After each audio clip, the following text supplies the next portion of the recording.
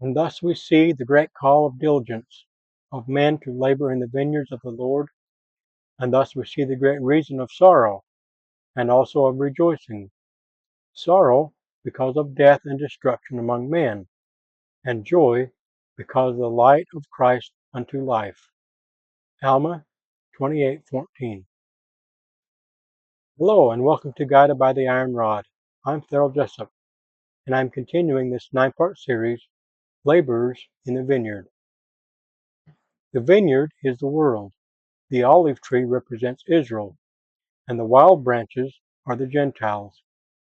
Every act of pruning, digging, and nourishing reveals God's relentless work to save His people. He is just as active on our lives today, ensuring His vineyard progresses exactly as He foresaw from the beginning.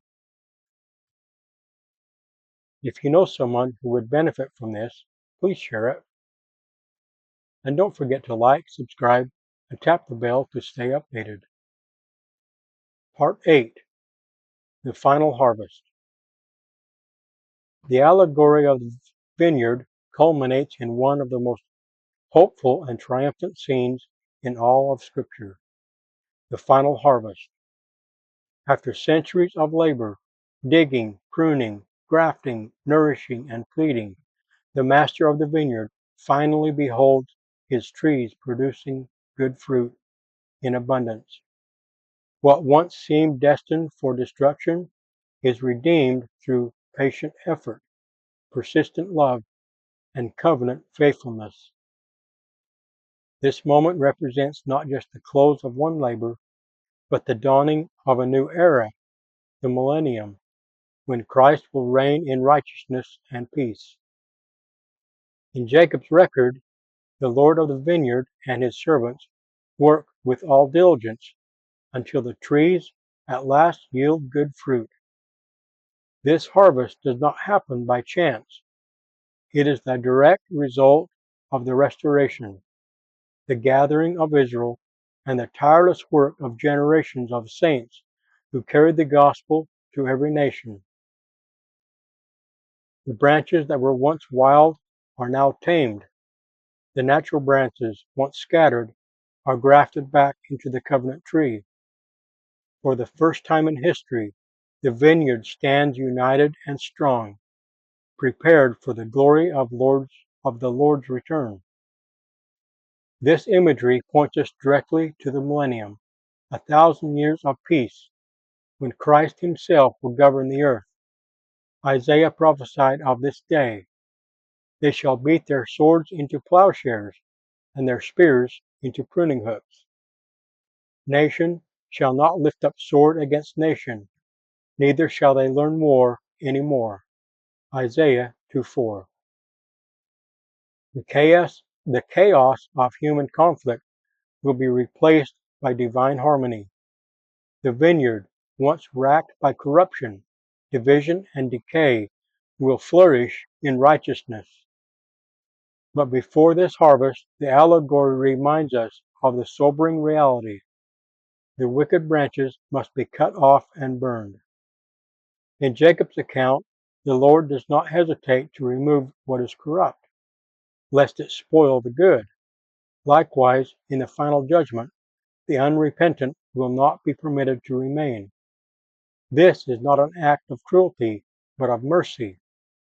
Just as a farmer prunes away diseased branches to protect the tree, so the Lord will cleanse the vineyard to preserve the righteousness.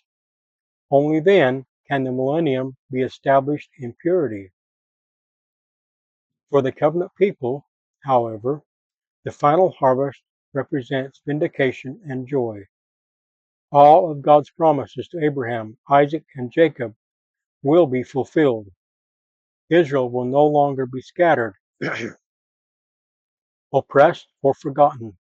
Instead, the Lord will dwell among his people, and the earth shall be full of the knowledge of the Lord, as the waters cover the sea. Isaiah 11:9.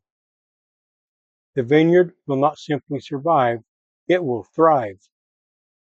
The harvest is not only global, it is deeply personal. Each disciple who remains faithful to Christ becomes part of that good fruit. Our prayers, sacrifices, and daily obedience contribute to the great work of preparing the vineyard. Every time we keep a covenant, share the gospel, or nurture someone's faith, we add to the abundance of the harvest. The Lord of the vineyard rejoices in every soul that chooses righteousness.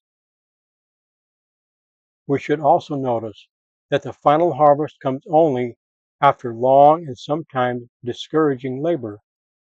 The allegory emphasizes how often the master grieved over the prospects of losing his trees.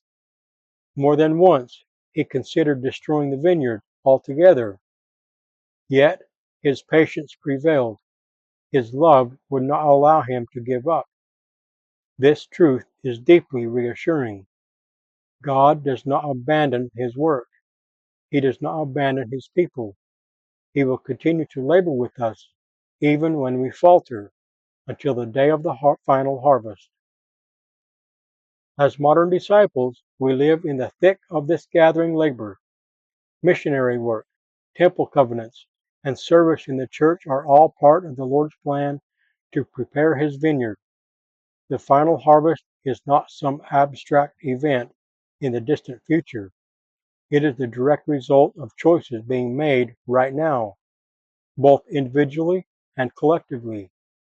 Each baptism, each sealed family, each act of faith moves us closer to the day when the vineyard is ready for the Lord's personal reign.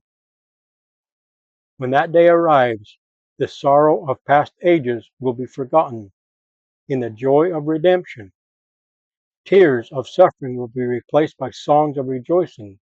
The Lord of the vineyard will look upon his people and say, "Behold, for this last time have we nourished my vineyard, and the trees have brought forth again the natural fruit." Jacob 5:75. The work will be complete. The vineyard will be preserved for the last time. The final harvest, then, is not only the culmination of God's dealings with Israel, it is the fulfillment of his dealings with each of us. It is the assurance that every righteous effort, no matter how small, contributes to the ultimate triumph of Christ. The vineyard will not be lost. The covenant will not fail. And those who labor with the Master will rejoice with him in the day of peace, unity, and everlasting righteousness. In the name of Jesus Christ, knowing that I will be accountable for how I use his name. Amen.